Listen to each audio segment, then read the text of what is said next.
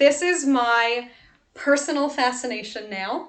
We touched on circadian rhythm a little bit when we talked about sleep and how sleep works. So that's sort of our circadian rhythm of the night, and we'll look at our circadian rhythm of the day. And if we don't know what circadian rhythm means, this is how we refer to our natural patterns through the 24-hour time clock, the sort of rise and fall of our energy throughout the day. And it is a growing body of research, chronobiology, meaning, the biology of time. So there are some good resources out there now. If you are interested, I will include a book recommendation again for this week. If you want to go down a rabbit hole, of course it is optional. But let's start circadian rhythm in the morning. So this is for most people, the natural rhythm that will happen for us. One caveat is though, if you are a natural night owl, which in meeting with each of you, I don't think any of us really are, that you will find that there are some differences. But for most of the people, most of the time, here is what happens with our circadian rhythm. We wake up in the morning, and you know that groggy feeling you get in the morning? That is normal. It is a part of life. So I know sometimes we wake up and we feel we're like really dragging. That may be due to a poor night's sleep, or it may be due to, do you remember we talked about last week where you are in your sleep cycle? So if we've woken you out of light sleep, you'll feel less groggy. If we've woken you out of a deep sleep, you might be like quite disoriented for quite a while. Normal, not obviously desirable, but it's something that happens. And this is happening because, have you ever heard of cortisol? We call it the stress hormone often. It gets a bad rap. Cortisol is ramping up in the morning. We do need it to have some energy. And kind of like, kids at a birthday party, right? We expect that they're going to have a certain amount of energy, but we also don't let them eat too much birthday cake. This is how we can think of cortisol. We want some energy. That is an expectation in the day. We don't want so much cortisol that we're like on edge all the time, right? So when you first wake up in the morning, cortisol is low, but it's rising to help you get your day started.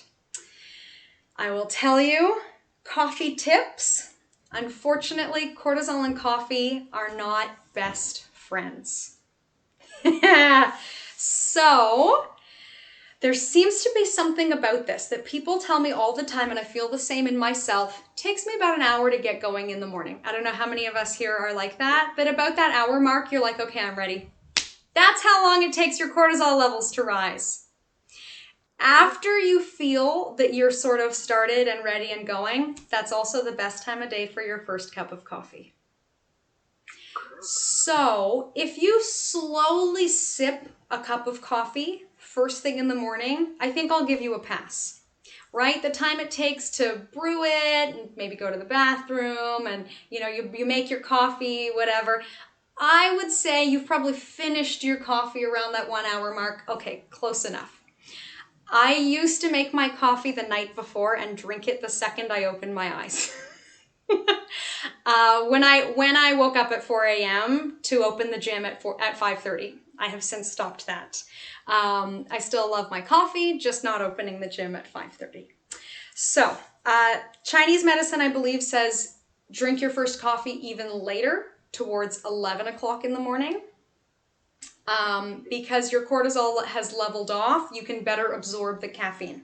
Now, if you just like drinking coffee and don't care about absorbing the caffeine, drink it whenever you want.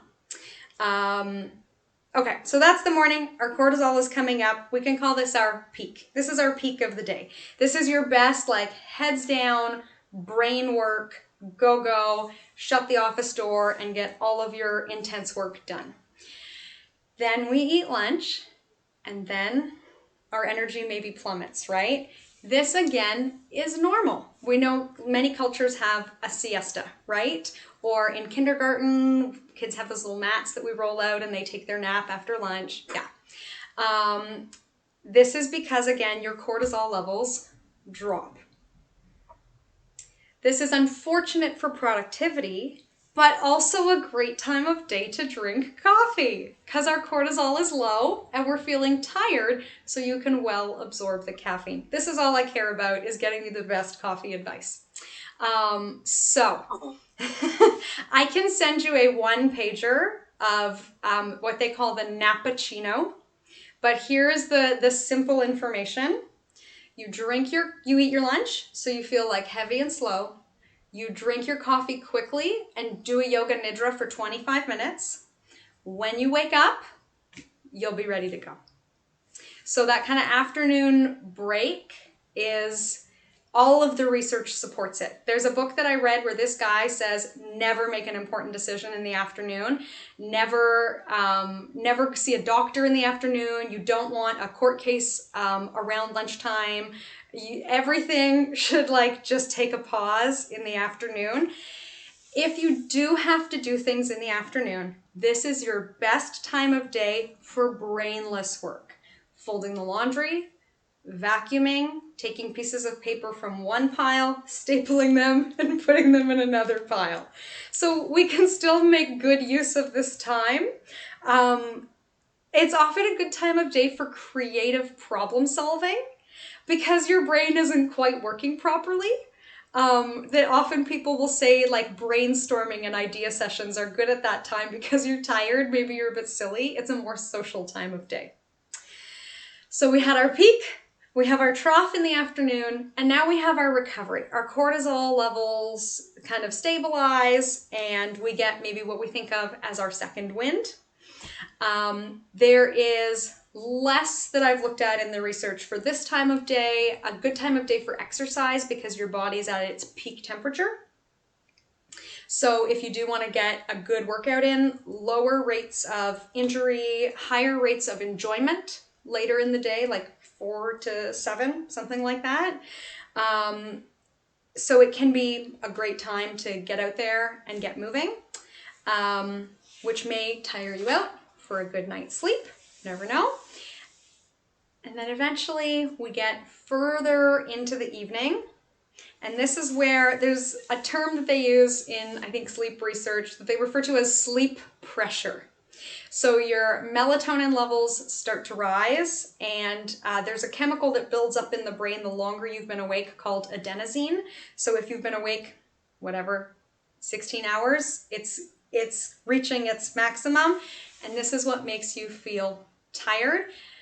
Fingers crossed, at that moment in time, we can lie down and fall asleep. There is another strange phenomenon that happens where you're really tired, and then in the time it takes you to get ready for bed, you're wide awake. Okay, so I heard recently the thinking is that when you reach the end of your day and you see the sunset or it gets dark, you get that sleepy feeling, your body gives you a burst of energy just in case. Like you were tired and you're still awake, what happened? Your body gives you a burst of energy like, oh no, you didn't go to bed when you were tired, something must be wrong. So this is one theory for that. Another theory for that is that if you sort of missed that window of sleep, that maybe you're planning on being awake all night anyways, so your body just keeps you up. I don't have a perfectly good answer for that, why when you're sleepy then you wake up again, but sometimes it's because you have maybe had some bad habits. So you're in that after dinner or after work slump. And then so that you don't fall asleep, you stimulate yourself with things, right? You have more caffeine, or you put on a movie, or you're on your phone, you're on Twitter, whatever else it is. So this is where yoga is super helpful because it helps us to, especially yoga nidra and our restorative poses, be in that space where we're relaxed, but we're not asleep.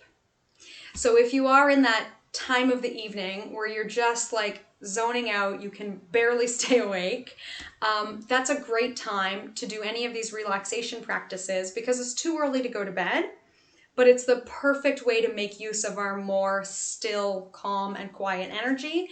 And then you might slip into sleep a little bit earlier rather than staying up late enough to get into that second wind kind of time of day. I will give us a few tips on how to better support and make the most of our circadian rhythms. So I already gave us the ones about coffee. Best time of coffee, not right when you first wake up, wait an hour or two, and then in that afternoon low. A lot of them have to do with light. So I've heard it said like this, that the moment we wake up, we set a countdown timer for roughly 16 hours until we go to sleep again. And the best way to start that timer is with light. So as soon as you wake up, we want to get light. Ideally, natural light. Okay, we live in Canada. So if you don't have natural light, overhead light. Cool light rather than warm light, but the name of the game is light. So as soon as you wake up, get some light going. You can control it too with getting moving. And honestly, I thought this was a lot. No, apparently the research says 2 minutes of exercise can help. So within the first half hour of the morning, you get light on your eyes and do like 2 minutes of, yoga breathing, sweeping your arms up. It helps to set that timer so that you sleep better later. Some of the research says you can add a half hour to your sleep simply by light and movement first thing in the morning. Socialization is supposed to help too, although I couldn't find specific details on that. But I think the idea is that being near people helps us wake up. And in the evening, we want the opposite of all of these things. So we want dim, warm light, at least a couple of hours before bed. And if you have non-overhead light, so those electric candles that are so trendy now, you can set them to come on with a timer. Or if you have a lamp on a low table, if you're lucky enough to have floor lighting, go you. But if you don't, even lighting under a cabinet or the light over your stove because it's lower down. And yeah, if you have the option between warm and cold light bulbs, cold in the morning, warm in the evening. If you don't, it's okay. Ideally, having only warm light bulbs would be better. And then, yeah, if you're exercising later in the day, gentle, the kind of stuff we do here. Temperature, I found, was really interesting. So we know how taking a warm bath can help you sleep. So I've heard this many times, that actually the reason why it helps you fall asleep or taking a hot shower or a bath is because your body temperature drops, which is what you need to help you fall asleep at night. You need warmth in the morning to help wake you up. Coffee's great. And you need to cool down in the evening to fall asleep. So the idea with taking a bath an hour before bed, a couple hours before bed, okay, it's relaxing, it feels good, it's de-stressing, maybe you have essential oils, like all that other great stuff too, but then when you get out, your body temperature starts to drop, which is supposed to facilitate this nighttime sleepy energy. I've always found it's too stimulating. The pressure of the shower and the lights in your bathroom are probably really bright. So I've since then moved a lamp into the bathroom, a very dim lamp. Like if I'm taking a shower before bed, I'm like squinting, I can barely see what's going on because I found it was like just too much. Or the other thing you can do, I now have a plastic container in the bath. If I can't sleep, I cannot believe how well this works. Here's the thing that they say. In order to sleep, you need your core body temperature to drop, but your hands and feet need to be warm. So if you're like me and you run around with no shoes or socks on a cold floor, this might be especially helpful. I put my feet in that bath and I'm like ready to fall asleep. I put socks on and I get into bed and I found it like unbelievably helpful. I was up the other night for a couple of hours. I filled the container with warm water, put my feet in for 5 minutes, got in bed, I was out. So there we go. We want to warm our hands and feet to help us fall asleep. Dim lighting, very gentle movement, very gentle socialization if you are socializing. And then no overhead lighting, warm lighting, And then anything else about sleep hygiene, which we might talk about later, would be very helpful. Nothing too stimulating. And then the opposite we want in the morning. We want to warm ourselves up in the morning, get social, get moving, get bright. And that is supposed to be not the time of day to wear sunglasses. If you are going to wear sunglasses, wear them closer to bedtime if the sun is still out. Not in the morning. I know, that was a change I had to make. Okay, I think that is everything I have to say about circadian rhythm.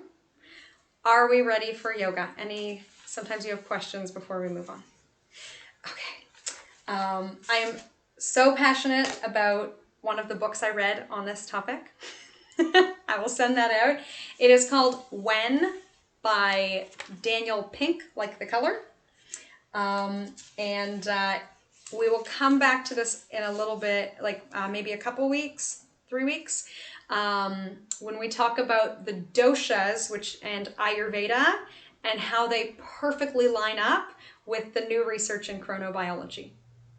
So, thousands of years of yogic observations line up with modern research. So, always exciting when that happens. Let's get into a seated position to begin.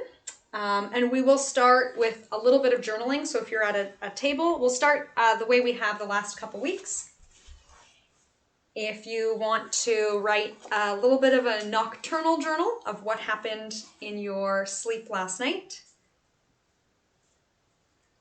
And then you can do, if you already did that this morning, then you can go straight into your brain dump or worry writing or your brain shower, whatever you would like it to be, and just get anything off your chest that you need to.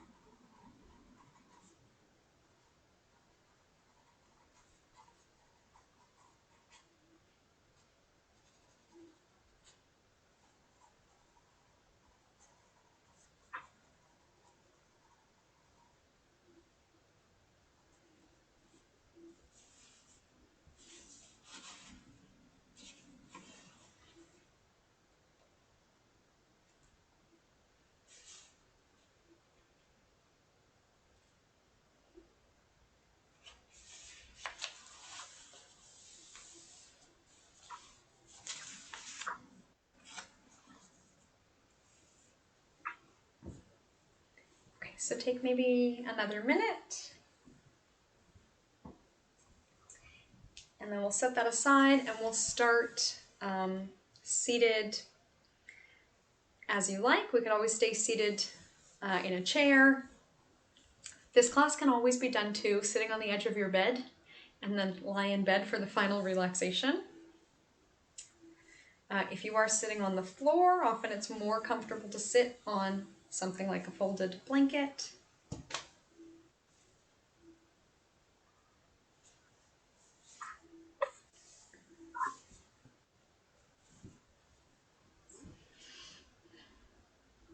And we'll be doing along the same lines of last week with our supported poses, meaning physically supported by props and other items.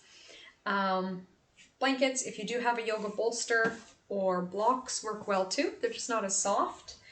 But Any way that you can prop yourself up that makes a pose more comfortable, fantastic. Sometimes we think that a prop is like a crutch, like you're not quite there yet, you're not very good at the yoga pose.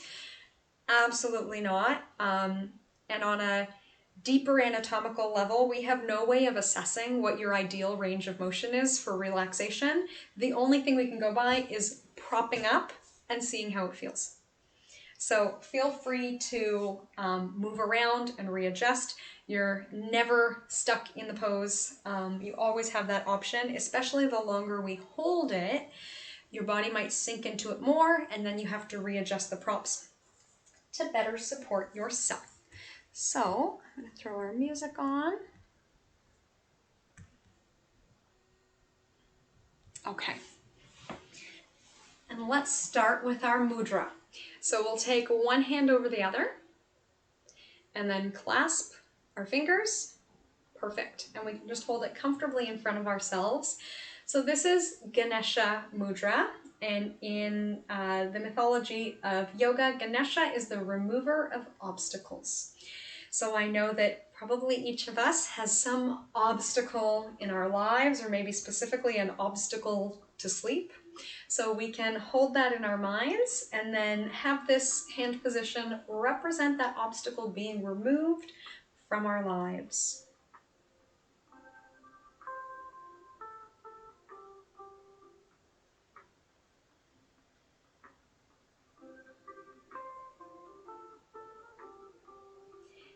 It may be helpful to picture ourselves. Who would we be and what would our life look like without that obstacle? And what would that feel like to just let it go and have it dissolve out of our current reality?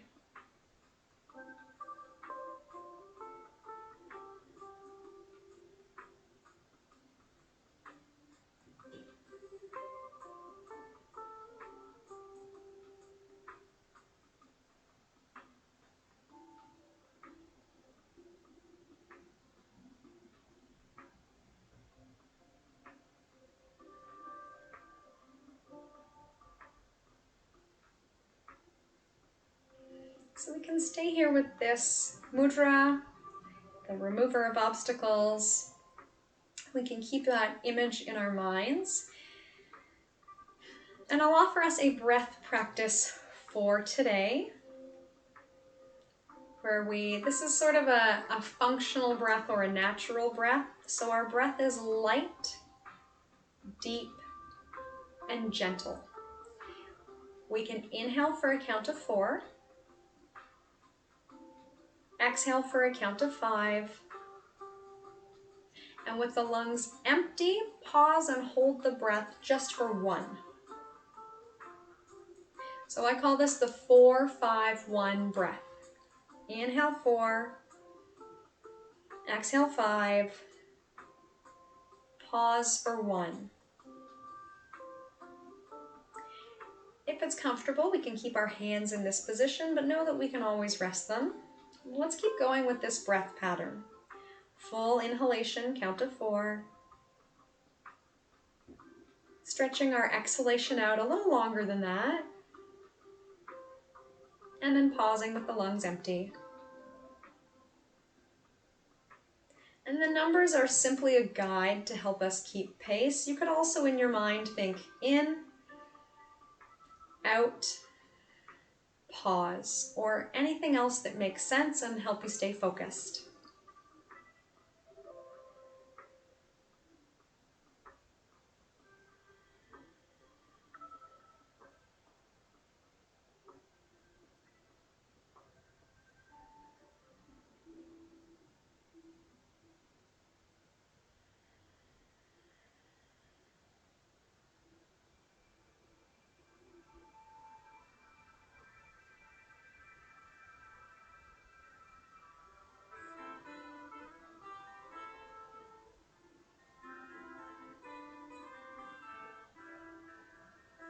You may have an intention you would like to set for our time together. And keep in mind that you can adjust any of our poses or techniques today to be more in line with your intention. But if you have one, repeating it to yourself now.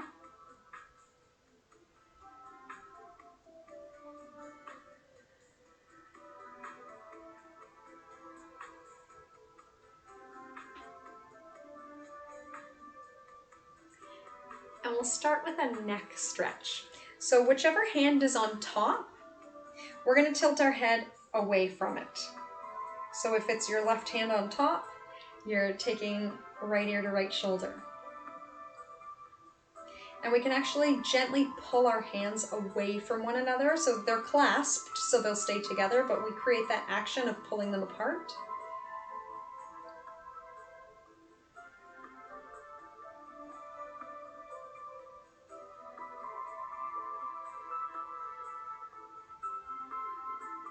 Well, let's come back through center, and we'll switch. Opposite hand on top, and we're going to tilt away from it. We can pull the hands away from one another.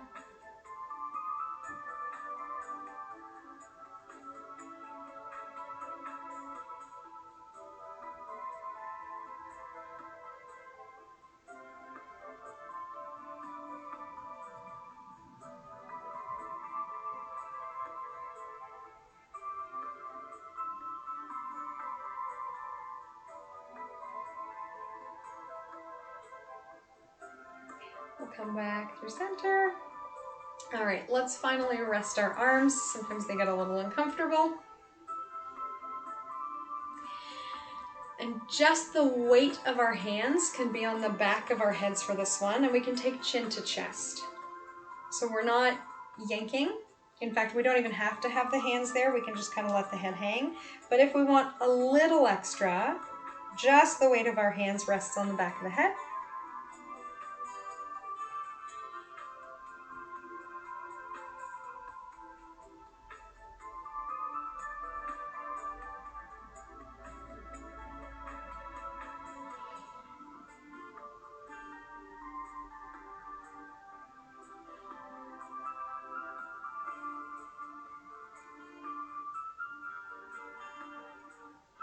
Let's reverse the movement. We can lift the heart, lift the head, and we can let the weight of the head rest back into the hands for this one. Let the elbows fall open.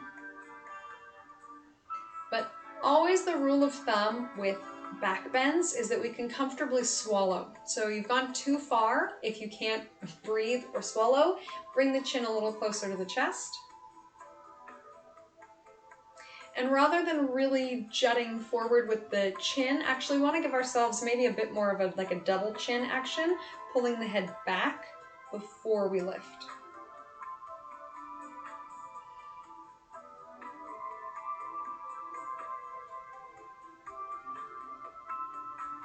Well, let's bring that back through to center, and we'll reach the arms in the opposite direction. So we can take our fingertips back behind us and lift the chest.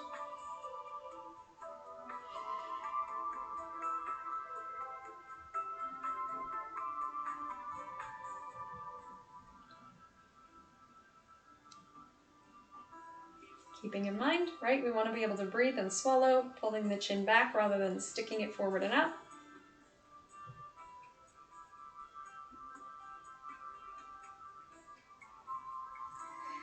Let's come back through to a seated position, and then whatever kind of movement we've been sitting here a little while, you might like to kind of loosen some of that up.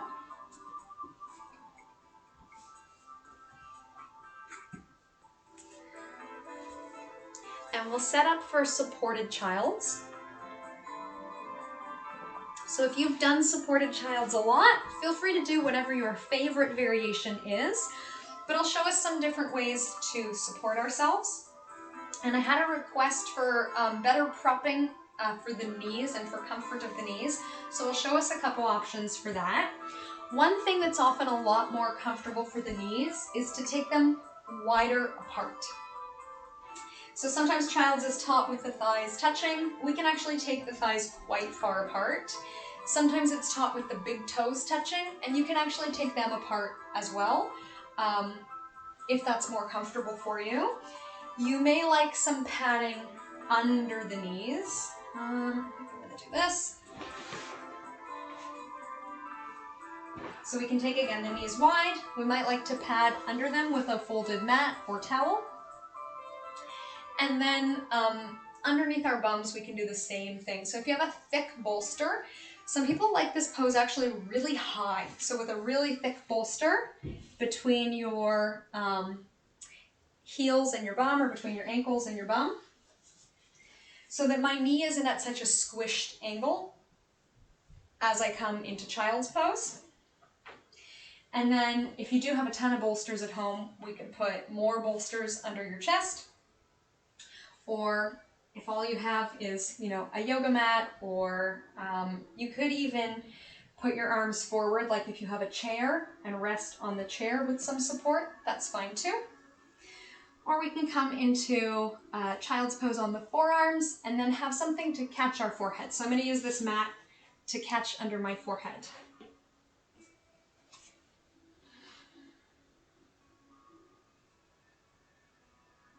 And then of course with any of these options, if everything I said makes it less comfortable, feel free to take the props away.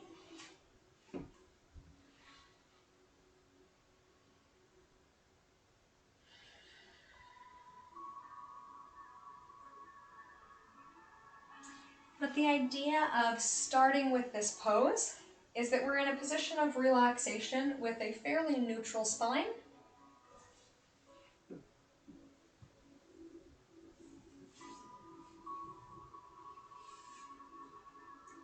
And with all of the supports holding us up, this sends the message to our bodies and our minds, and I have been told that our nervous system likes to have all these props. So rather than having our arms or our head hanging in open space, our nervous system is happier if we have something like a mat to catch the forehead.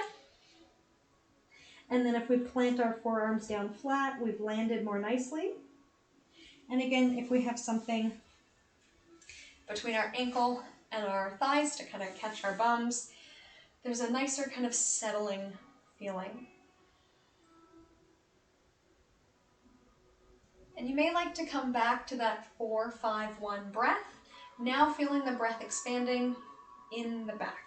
So since we have our arms up and out of the way in child's, we'll feel sort of a lifting and expanding, inhaling for 4, exhaling for 5, and a little pause at the bottom with the lungs empty, just for 1.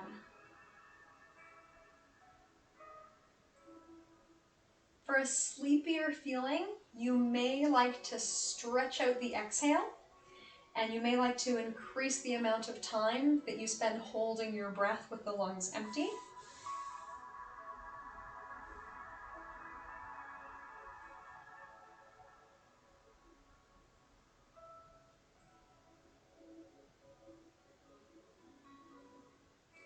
Let's do just one more round of breath here.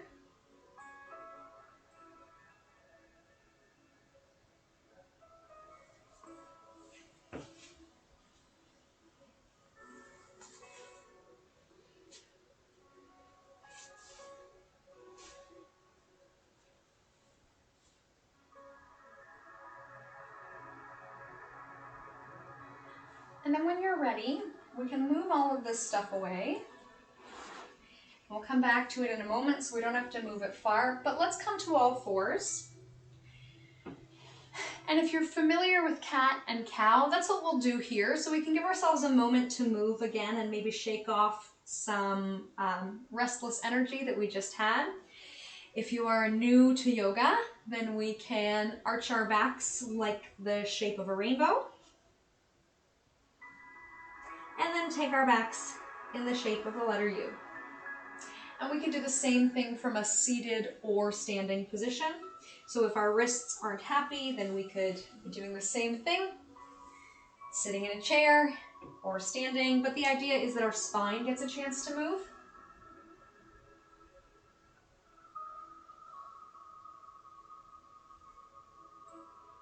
And we can also take it side to side, looking over our shoulder one way and looking over our shoulder the other way, getting some fluid movement going. Yogi's choice. You may also like to give the leg a shake after having it bent for so long. Or you may like to come into downward dog and have some movement there, pedaling out the heels, shaking off the hips. And if anyone anyone is in bed or using a chair, you could stand up and use the edge of the bed or use the edge of a chair to get the same kind of movement going as a downward dog, putting our hands on the surface and having that same kind of freedom of movement.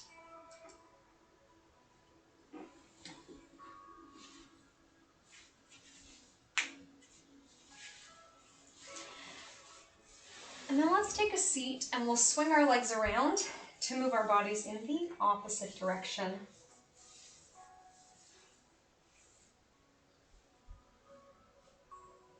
So we'll do a forward fold. You may like to bolster underneath the knees so that your legs aren't straight. And before we go anywhere, let's do a little bit of activation. We're going to flex our feet and draw our toes towards us, and then point away. And no rush if you're taking a moment setting up or moving around. Might also like our hands beside to support our posture. Your legs may be quite bent in order for you to sit tall, totally normal. We can wiggle our toes.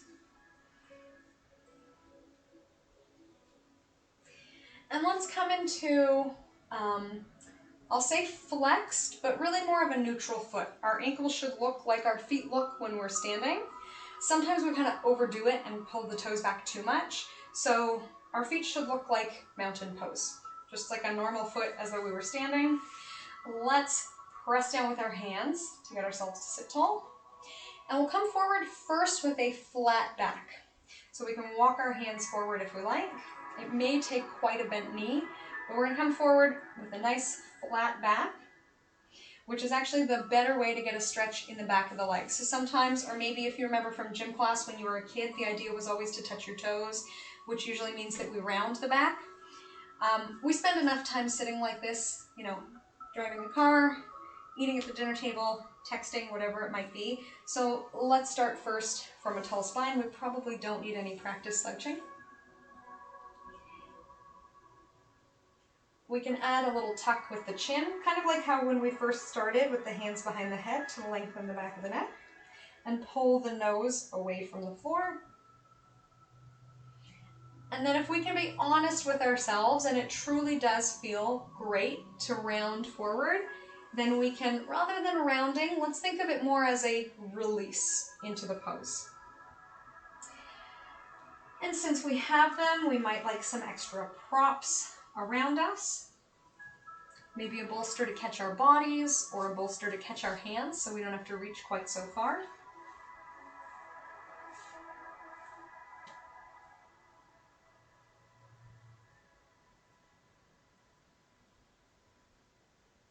If we want some variety, we could point our feet here as well.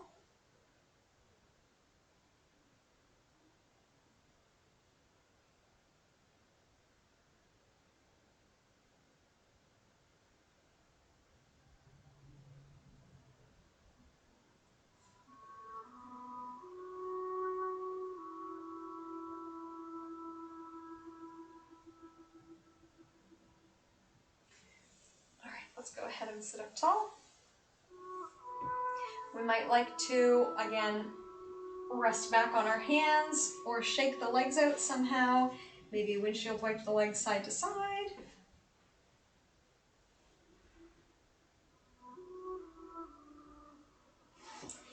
And we are going to make our way into a somewhat ambitious pose.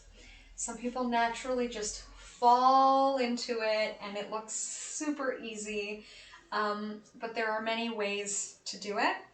The idea is that one leg is turned out. We have external rotation and a bend in one knee. So since we're seated, I'll show you the seated variation first. You can do this in a chair as well. We bring ankle across thigh or even ankle across ankle. So if you've done this before, it's a variation of figure 4 or pigeon. We can have this leg straight, or we can bend it and bring it in. I would say this is a bit of an acquired taste. This is not everyone's favorite. There's usually one in every class that loves it. The easier, kind of lazy way to do it is the same idea, lying on our backs. So we take that same position onto the floor, taking ankle across thigh. We can be super lazy with it, or we can draw the leg in.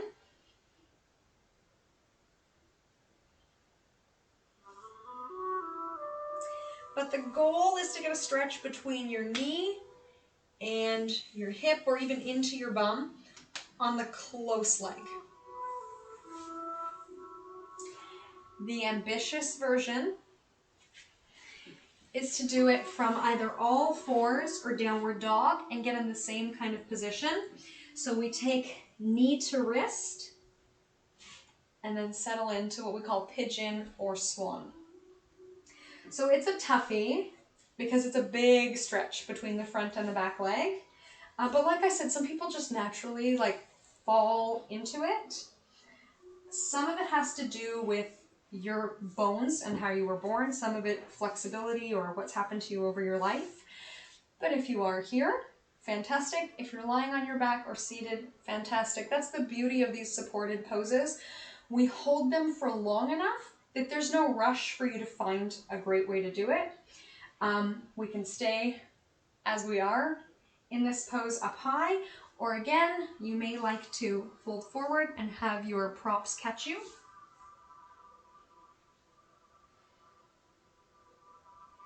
But there should be really something for everyone that gets this one leg into that turned out position. So since we took a while setting this up, let's just hold another minute here, remembering that you are always in control. If you need to come out of the pose early, feel free to do any other pose that you prefer. We can always come back to focusing on our breathing, coming back to your intention, or you may have a favorite affirmation to say to yourself.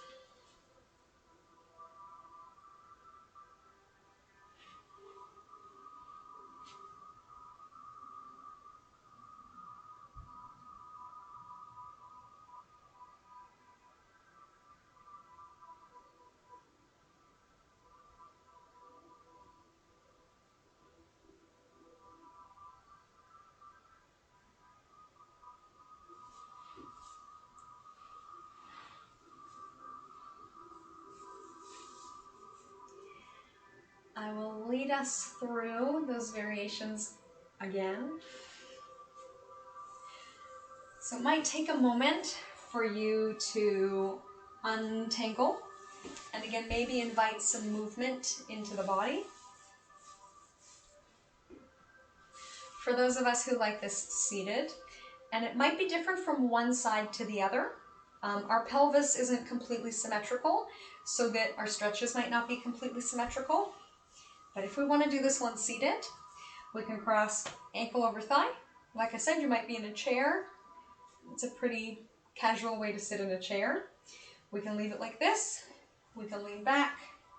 We can bend. We could draw the leg in. The same idea, lying on our backs. Just be careful if we are heading back there. Ankle over thigh. We can hang out and do very little. Super lazy pose. We can focus on our breathing. A nice way to do a belly breath is in this position. You might like to draw the legs in or release one of our legs.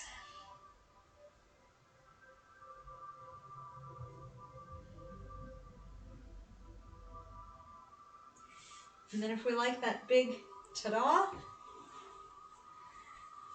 and no pressure to get there if you're happy in a pose seated or on your back. But we'll take knee towards wrist of the opposite leg, slide our other leg back. We can stay up tall in pigeon. We can come down. And if we have those props around us, do not hesitate to resettle, reorganize, and get a good high surface to lower down onto.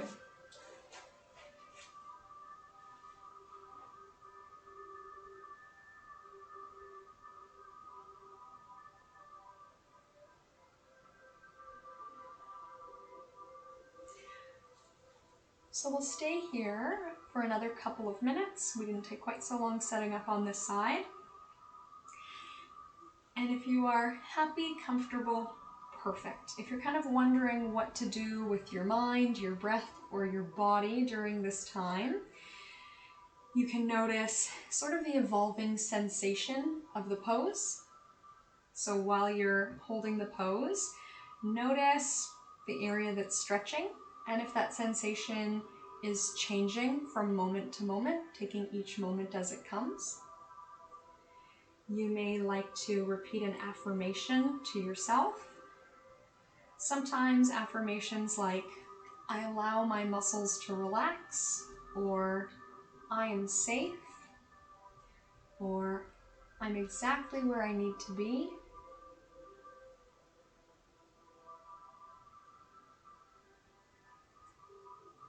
We can focus on a full breath in and a long breath out, but whatever we need to do with our minds to find a way of being okay with this pose in this moment, which of course may mean coming out and taking a break.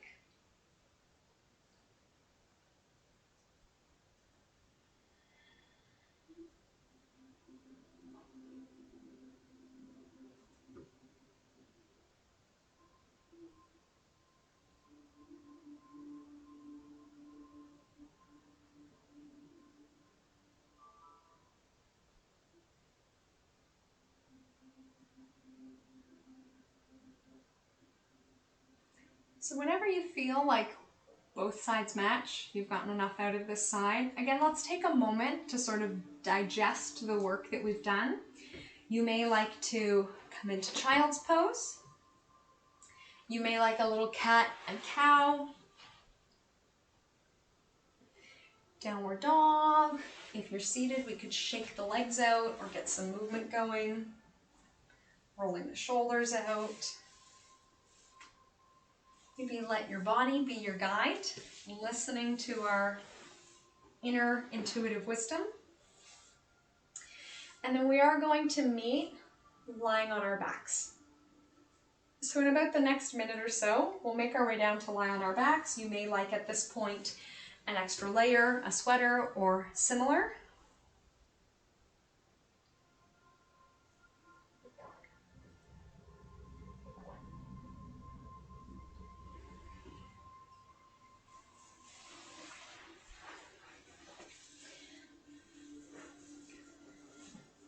And let's have our bolsters and props close by.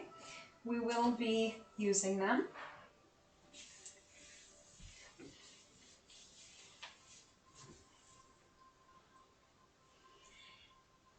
If it feels good, we may like to draw knees to chest or do a long stretch.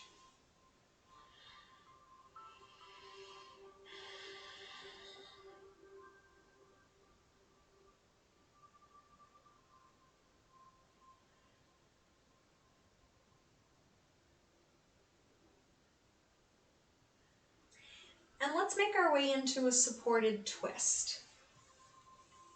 So again, we can draw knees to chest. And we'll do a little trick with our supported twist. So we're going to twist to the left, which means you might want a bolster on the left side of your body to catch your knee. And you might want something under your head as well.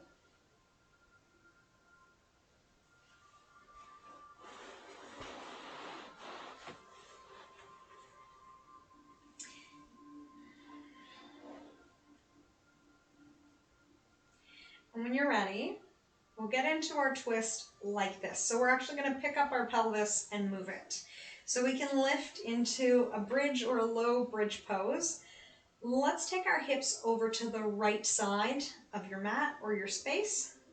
So we hip lift, hip shift to the right. We can straighten the left leg. And then let's draw the right leg in and give it a big hug. So the reason we shift our hips over is to help us get better onto the side of the pelvis to keep our spine straight. So we're going to start to take our right knee across to the left side of the body, and then hopefully our bolster is in a convenient place to catch the leg. And then we can make any of those great adjustments to be more comfortable. We might like to take our arms to T to feel more open, letting the backs of the arms rest on the floor.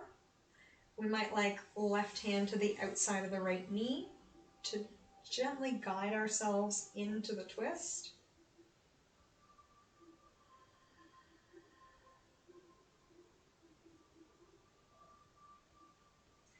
And if this is a pretty deep variation for you, the other way we could have done this was actually, as we lift the hips and shift them over, to just let both knees drop to the left side. So a lazy kind of variation, which is actually fantastic. It's not a bad thing. We're still getting the same kind of range of motion, but we're facilitating a sense of ease in the body.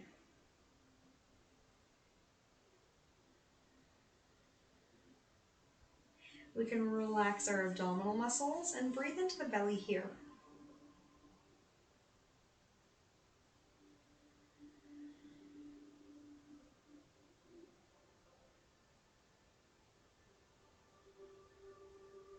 Well, let's find a way to be at ease, to be okay with this, whatever variation you've chosen.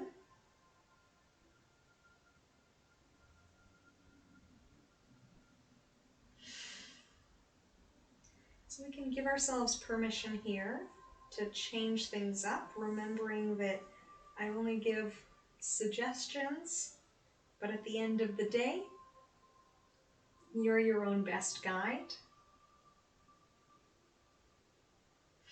And we're here for a while, so please feel free to move or even come out of the pose if you like.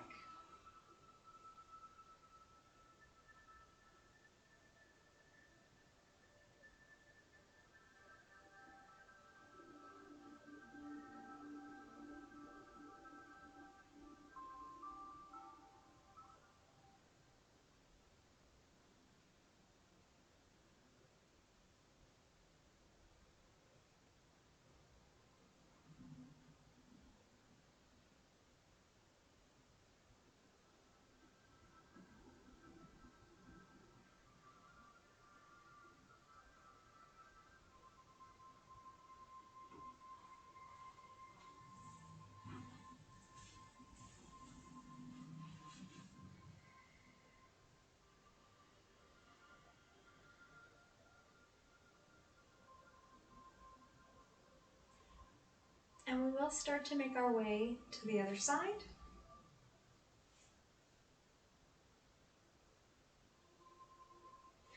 Might like to reset, bring the hips back to the center, windshield wipe the legs, do another long stretch.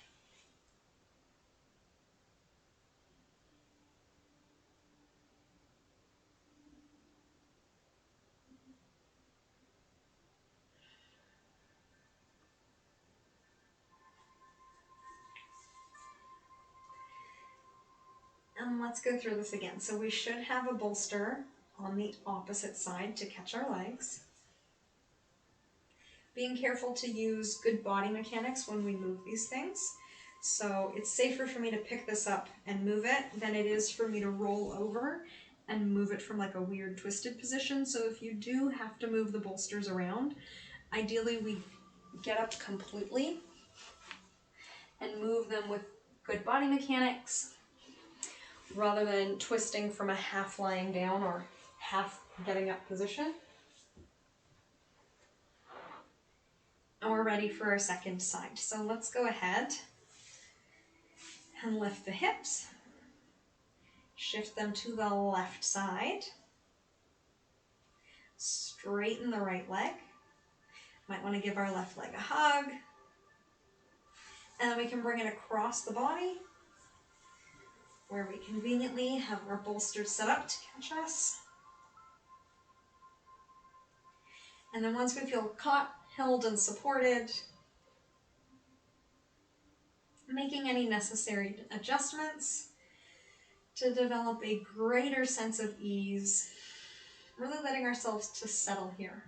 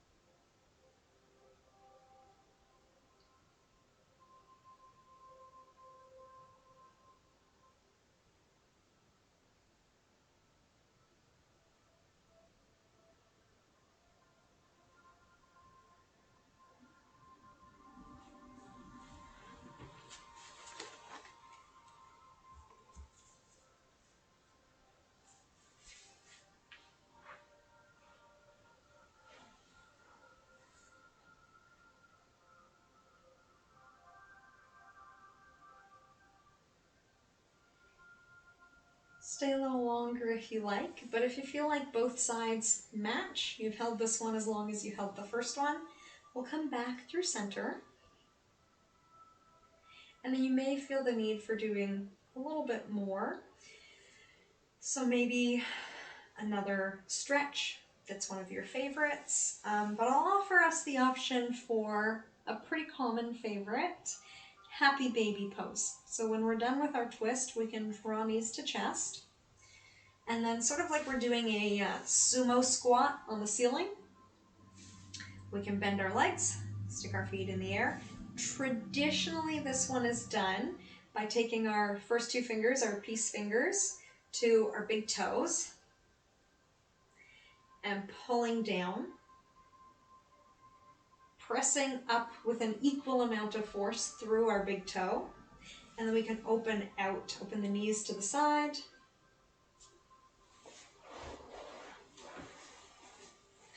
We could also be holding our pant legs or our ankles, still the same idea, opening out to the side.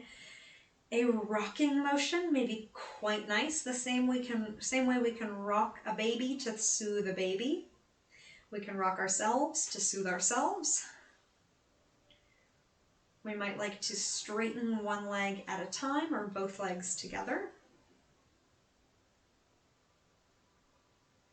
And feel free at any point really during our classes to add this rocking movement to any pose at any time. It is supposed to be quite soothing for the body, even if it seems maybe a little silly for our minds. And then again, I invite us to have some freedom here. So we might like to do an upward facing leg pose, straightening both legs. Maybe we want to circle our ankles. And if we're new to yoga and you're not quite sure what to do, we could stick with that happy baby, bending and straightening the legs, rocking side to side. We can straighten them, or even just knees to chest.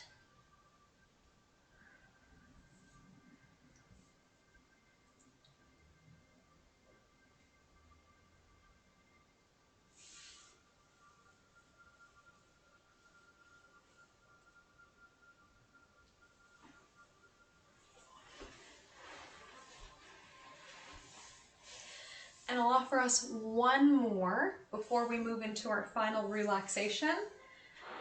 Supported fish, although this variation has also been called reclined queen, which I like too. So it does take a bit of setup. Again, be careful for our core, use good body mechanics. So we're gonna have a bolster or a mat underneath our backs to catch our spine. I'm using a folded yoga mat. You might have quite a high bolster, but the idea is that we rest in this sort of open posture, or Superman posture, Wonder Woman posture, remembering with our heads that we should be able to, even in any back bend, be able to comfortably swallow and breathe. You may like something to catch your head in behind you, under your back. As we age, we know we get that head forward posture a lot more, so you might need quite a thick cushion behind your head, or you might like nothing. And what makes it a reclined queen is that we have the legs in a butterfly position and then bolsters catching underneath our knees. And this is the way that I find it the easiest to do, is to line our bolster up so we have maybe a hand width between your bum and your bolster to catch your back. And then your bolster that's going to catch your knee, because our knees are going to move as we lie down, actually goes sort of beside your bum or in your upper thigh. And then as we ease ourselves down and back, we're in this nice open position. Might take a couple of tries to get into and then sit up again and readjust. But really, whatever we need for comfort while we're here Fantastic if it takes some time, but then it means that we get this kind of well-deserved comfort and rest at the end of class and at the end of the day. Awesome.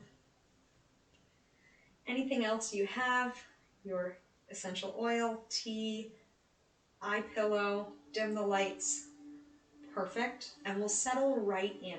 So you can actually stay in this position for the rest of our time together as long as it's comfortable.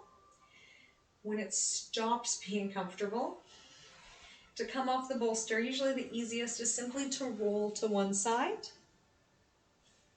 and then it is out of the way. So stay in this position as long as you like. I'm going to sit up to read us a meditation, but you can stay lying down for the rest of our time together. And let's come back to that 4-5-1 breath. So this is inspired by Patrick McEwen, who teaches what he calls functional breathing. And he believes that this is a style of breathing as nature intended. So there are many styles of breathing in yoga or other practices designed to give us different feelings, to be energized or to break a sweat, to help with different kinds of athletic performance. This style of breathing helps us facilitate our body's natural way of breathing. Since we are at the end of class, we can actually relax our abs. We can relax the muscles of our torso. So we feel this full inhalation through the belly and the rib cage. And then our exhale is a bit longer than our inhale. And there's a little pause with the lungs empty. So that's why I call this the 4-5-1 breath, if you'd like to count.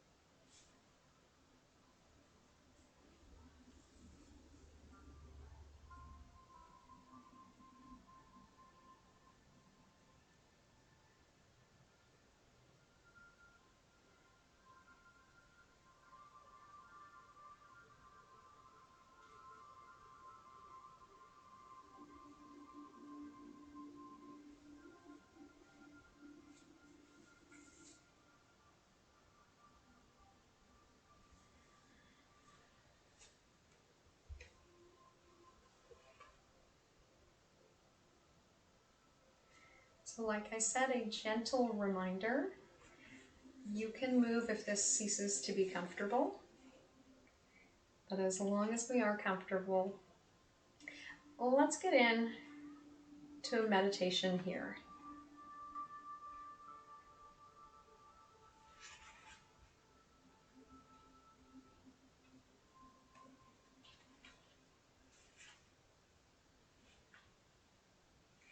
So let's come into a body scan. One of the main keys to a body scan is what we call non-judgmental awareness or witnessing. I've heard someone refer to it as being an anthropologist. So we just observe without getting involved. So let me give you an example of this. Let's bring our awareness first to our hands. Noticing all the sensation in our hands. So you may, at first noticing your awareness, feel temperature. And we can give it a name, warm, cool, and if you're not quite sure, you can just say to yourself, I'm noticing my hands.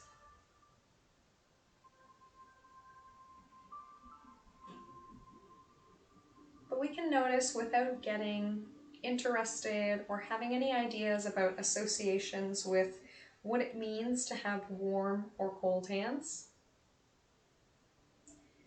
And then we can move our awareness to other sensation. So maybe we feel a tingling, sort of a hum of energy, dull, sharp, pleasant, unpleasant.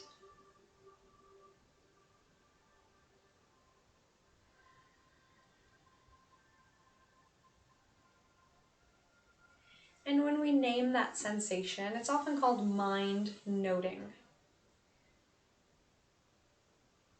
We sort of just make a note of it in our minds. It's objective information, and we move on. We can move our awareness around, noticing how we can hold in our awareness just the right hand. And then we can hold in our awareness just the left hand.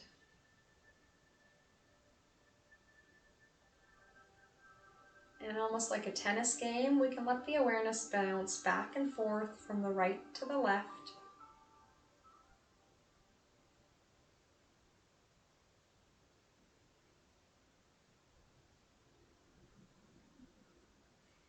Or hold both hands together.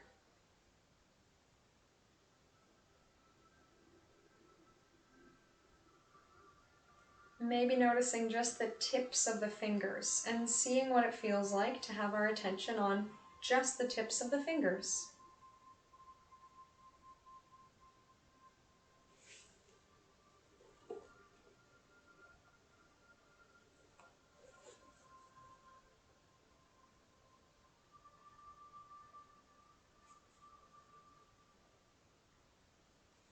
Let's do the same with this non-judgmental awareness.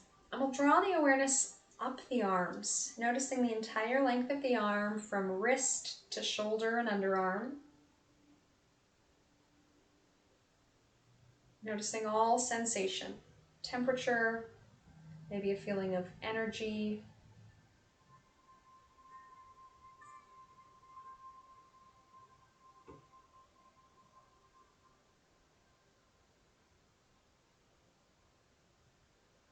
Moving the awareness around from one place to another.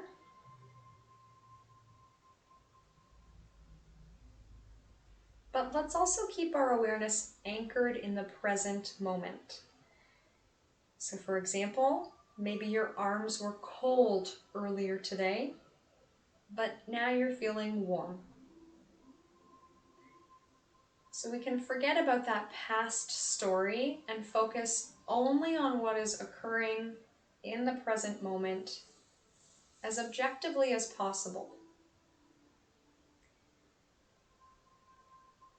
And the present moment keeps slipping away, right? So we notice how we're feeling in this moment, and then this moment, and each moment as it comes, maybe observing changes from moment to moment. So we always have a fresh, continually renewing present moment.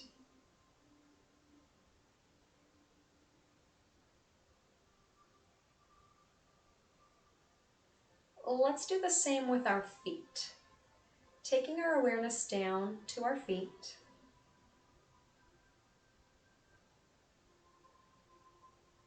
Noticing all sensation in the feet, the soles of the feet, toes, top of the feet, right up to the ankle. The surface level of the foot, just the skin. Can you feel air or your clothes against your feet? Can you be more aware of the deeper inner parts of the foot?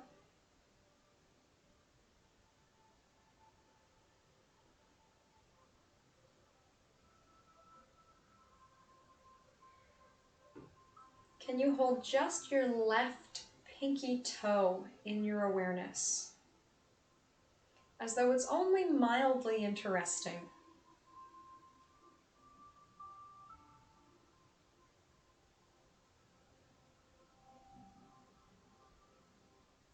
And moving the awareness to each toe in turn.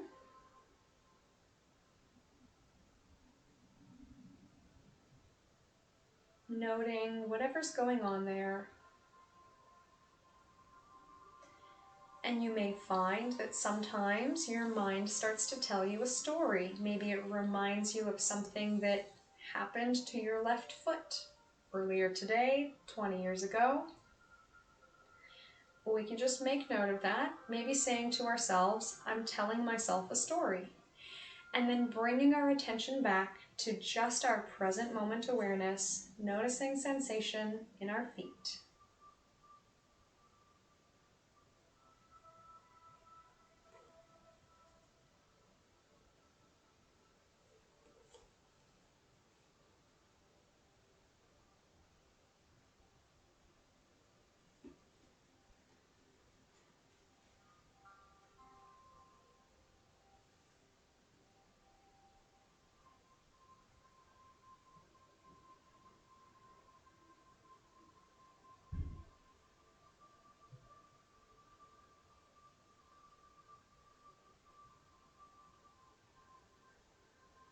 Let's bring our awareness up into our legs from ankle to hip.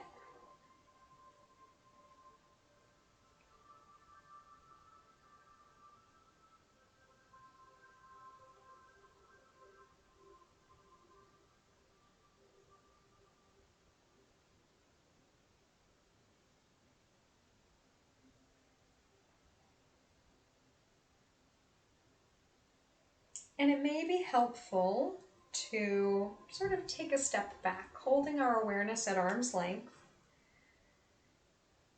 Maybe rather than thinking my leg or my knee, thinking I'm noticing sensation in the leg.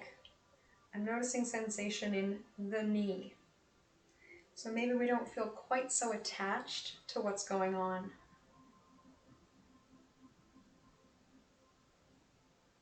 So this is a way that we can change the experience from personally identifying to one of non-attachment and witnessing the body.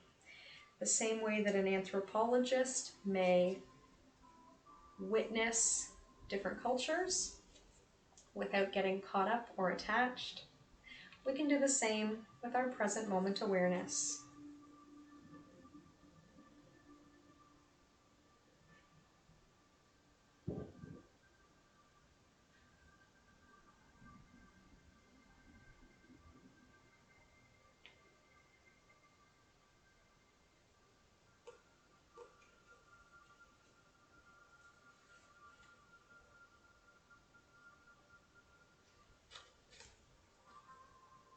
And let's bring the awareness up to the trunk of the body, pelvis, torso, shoulders.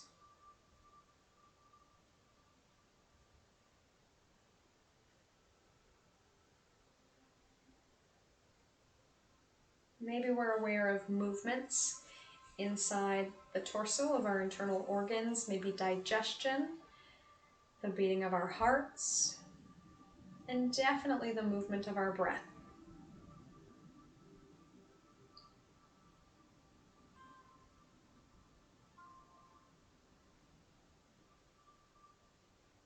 Scanning the torso for any sensation that you notice,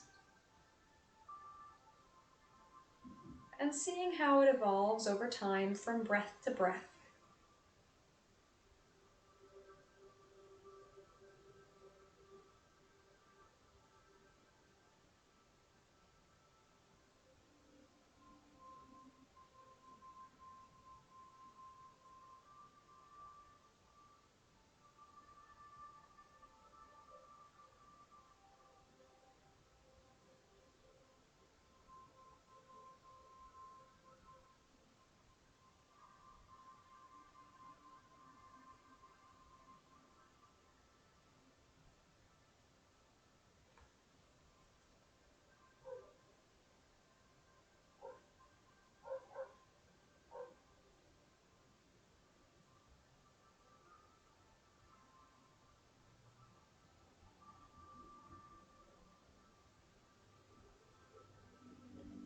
It may be interesting to guess how many beats per minute you think your heart rate is right now.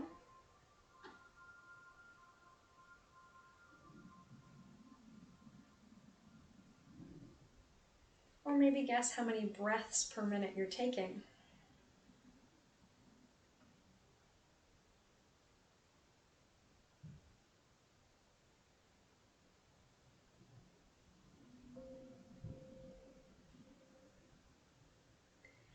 let's finally bring the awareness up to neck, throat, head, across the collarbones, our trapezius muscles. Once more, noticing all sensation.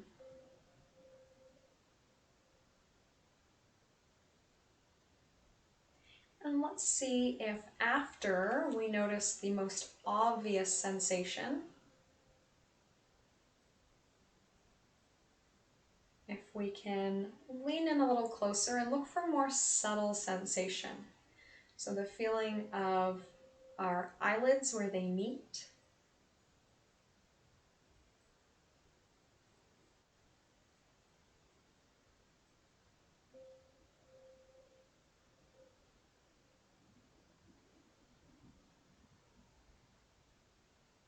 Maybe noticing movement of air as it comes in through the nostrils.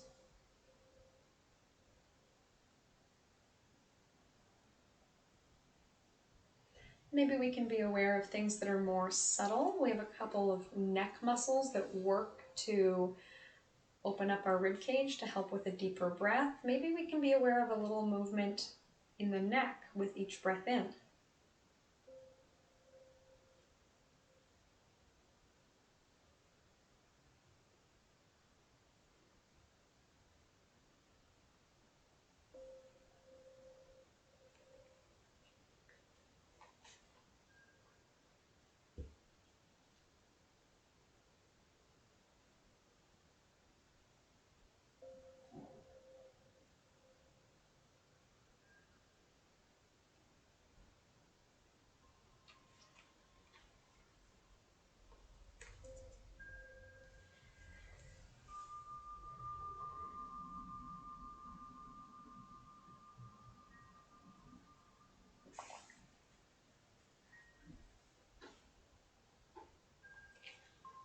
And then let's bring our awareness to the entire body as a single unit, the whole body.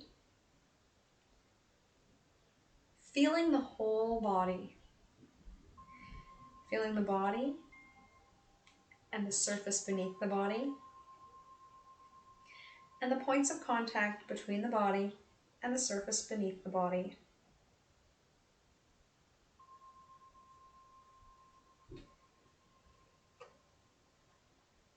We'll go through what's called a practice of opposites, and it's sort of a strange practice if you are new to it, where we imagine going back and forth from one feeling to another.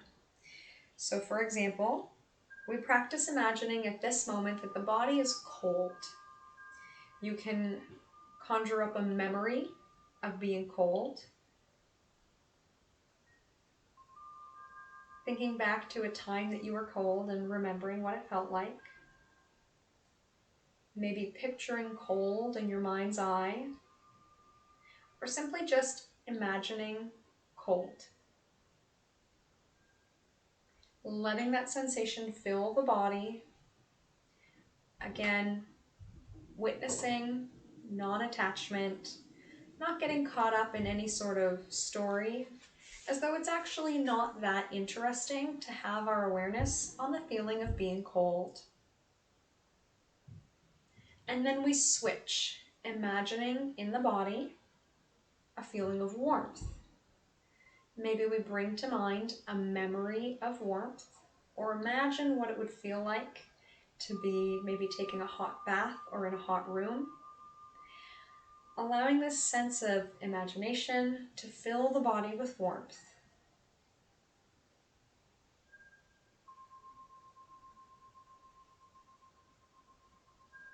Next, we can imagine that we are feeling heavy. The body is very heavy. So heavy that we could just about sink into the floor.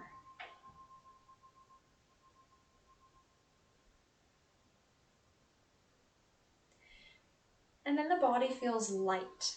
The body feels so light, it could start floating up towards the ceiling. The body feels light.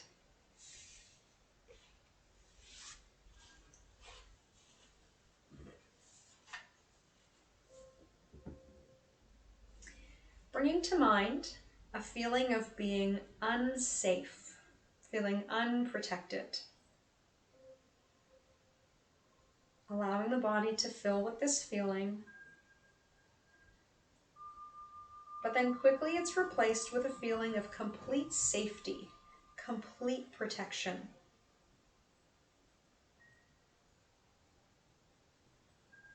For a moment, feeling fear, the body feeling fearful.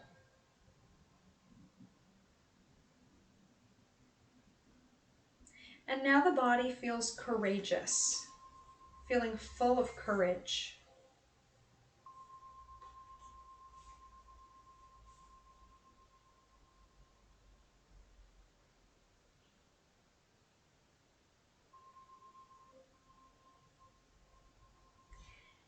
Now noticing the body feels dull, stuck.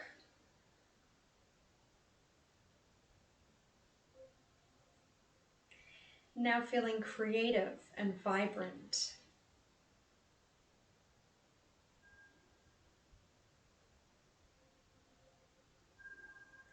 The feeling of discomfort.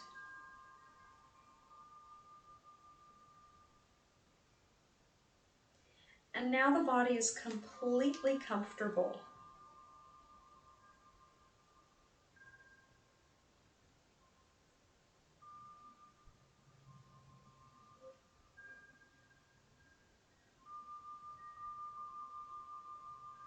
Next, feeling a lack of confidence.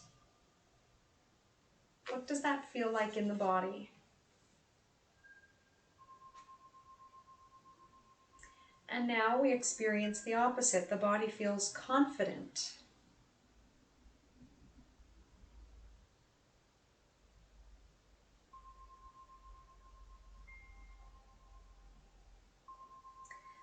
Noticing not just the body, but the heart. Feeling a strong dislike, maybe hate or disgust.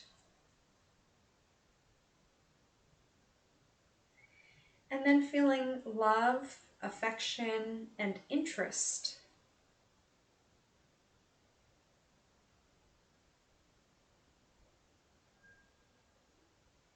Feeling unforgiving. Noticing how feeling unforgiving feels in the body and the heart.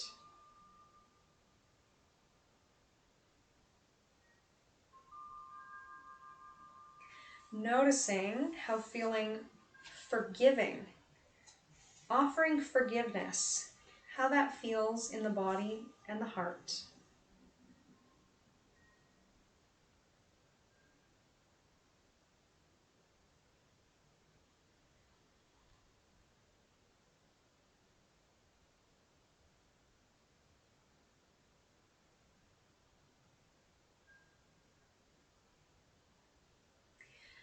Feeling uncertain.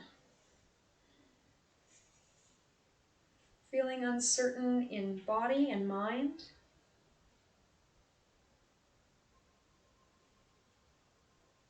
And then feeling certain and intuitive.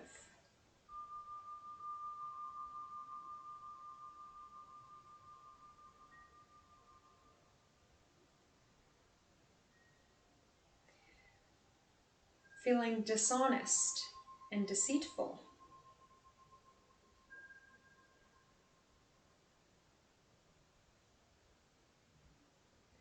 Feeling honest and open.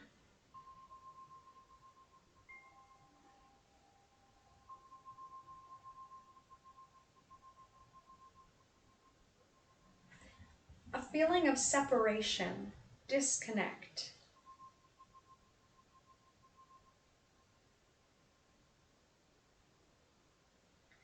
A feeling of belonging, connectedness.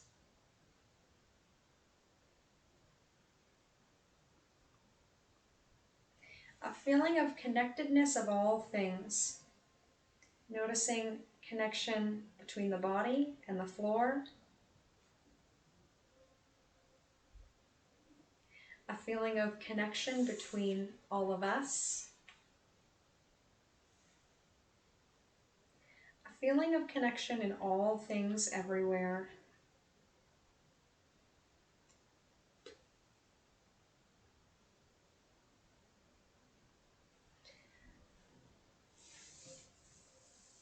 Feel free to stay in this space exactly as you are for as long as you like. We may like to bring hands over heart or hands to heart center. Thank you so much for choosing this time to feel connected to me and everyone here. And for those of us watching the replay, know that you are in our minds and hearts as well. From my light to yours, namaste.